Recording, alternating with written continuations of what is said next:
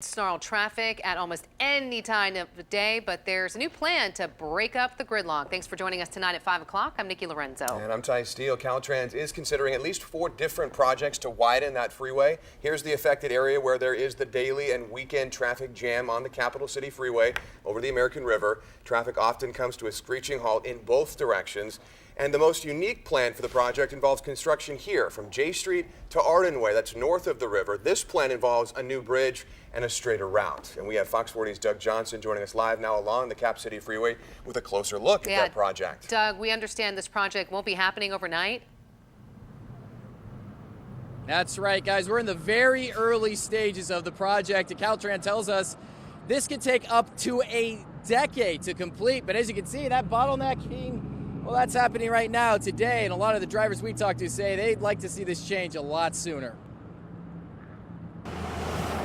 The brake lights, the stop-and-go crawl through this stretch of the Cap City Freeway, known as the Bottleneck, is one every driver knows and hates. Frustrating, stressful, not fun, all those things. No one knows how to drive, so it's always congested. Making things worse, there's no place to exit between East Street and Exposition. You just gotta either stick with it or you just gotta plan ahead. It's a problem Caltrans says it can no longer ignore. We're working on it. Yeah, please be patient. There are now 4 different plans in the works that Caltrans believes will get your foot off the brake and onto the accelerator. All of them call for adding a carpool lane. We'll also add what we call auxiliary lanes, which are lanes that will take you from one on-ramp to the next off-ramp without having to merge with other traffic.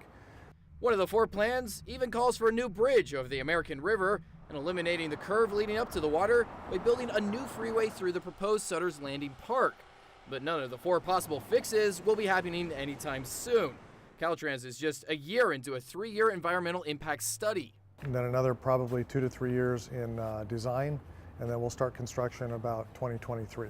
By the time construction is done, it could be 2027.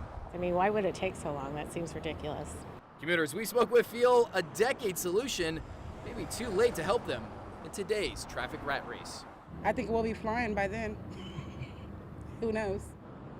And Caltrans says they are still trying to secure the funding for this project, which will cost close to $500 million. That's billion with a B. So coming up at 6 o'clock, we'll tell you where they're going to try and get some of that money. And again, why this might take so long. Reporting live in Sacramento, Doug Johnson, Fox 40 News. Doug, thank you.